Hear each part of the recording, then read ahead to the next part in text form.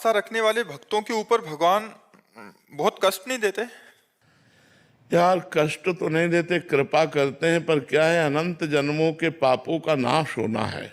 जैसे इस जन्म में भगवान की प्राप्ति होनी है, तो अब जितने हमारे सब कूड़ा करकट जमा है वो सब इसी जन्म के भोगने में आएंगे। तो दिखाई देता है कि यार भक्त को बहुत कष्ट है, पर ये सब इसलिए है कि अब हमारा जन्म आखिरी है। अब हमारा जन्म भगवान की कृपा से होगा, कर्म बंधन से नहीं होगा। तो वो सब भुगताए जा रहे हैं। बड़े बड़े संतों के, बड़े बड़े भक्तों के जीवन में उनके रास्ते में जो दुख दिखाई देता है, उसका कारण होता है हम बहुत जन्मों से पाप किए, तो उन पापों की धुलाई हो रही, सफाई हो रही। अब हम स्वच्छ और निर्मल होकर भगवान के पास चले जाएंगे। और जिनको बहुत जन्म भोगना है, तो उनका थोड़ा थोड़ा ऐसे भोगते भोगते पशु पक्षी योनि न जाने कौन कौन सी योनियों में जाना पड़ता है।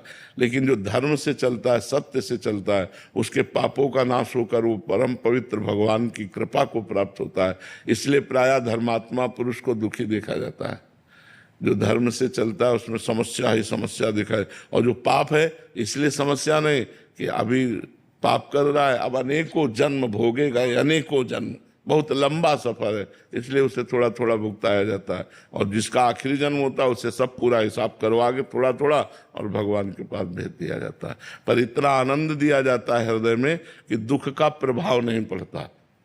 दुख का प्रभाव नहीं पड़ा। अगर दुख का प्रभाव पड़े तो हम प्रश्न उत्तर दे ही ना पाए, हम परेशान हो जाएं।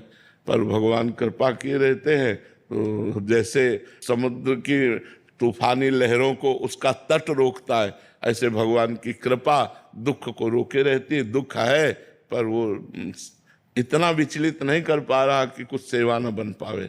यही भगवान की बड़ी कृपा है। महाराज जी, हम जैसे विपत्ति को नष्ट करने के लिए अगर कोई विधान का ज्ञान आप दें तो महाराज जी।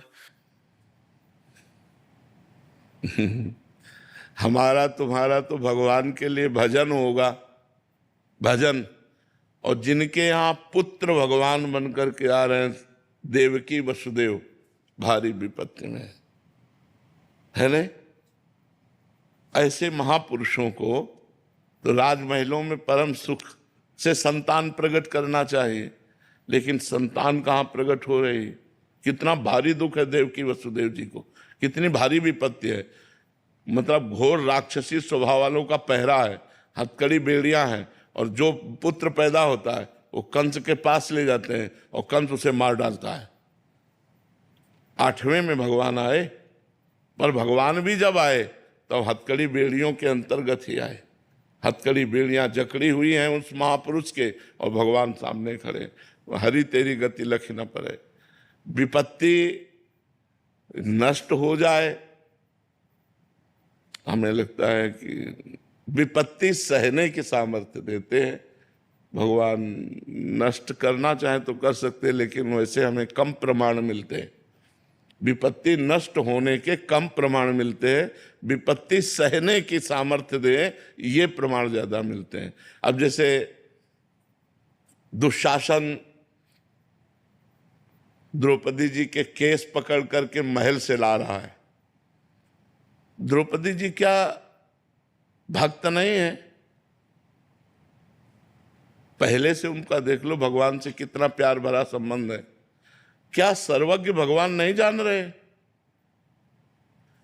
भगवान जान रहे, लेकिन तब तक वो चुप रहे जब तक द्रौपदी ने पुकारा नहीं। अन्य आश्रय था पांडवों का, भीष्म जी आदि का, जब सब आश्रय छूटा, पुकारा, तो यही भगवान वस्त्र बन गए। तो हमें लगता है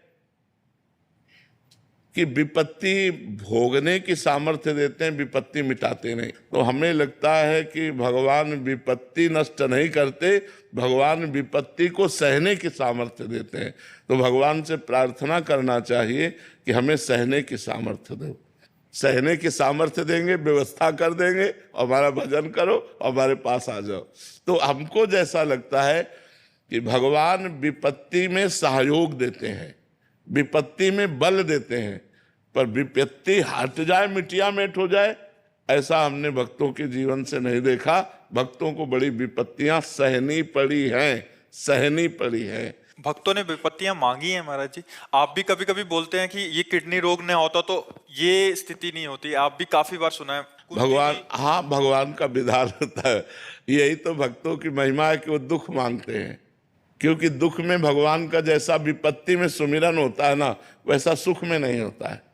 जब कोई साथ नहीं देता, एकमात्र भगवान का सुमिरन, तो वो भगवत प्राप्ति करा देता है। सुख में तो उस कोटि का सुमिरन नहीं होता, जब विपत्ति और दुख में सुमिरन होता है। इसलिए कुंती जी ने दुख मांगा था।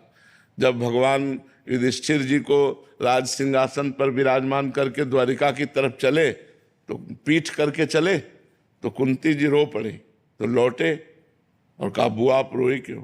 बोले, प्रभु जब विपत्ति थी तो सामने दौड़ते हुए हमने देखा आए हो, और आज संपत्ति हो गई तो आप पीठ करके जा रहे हो।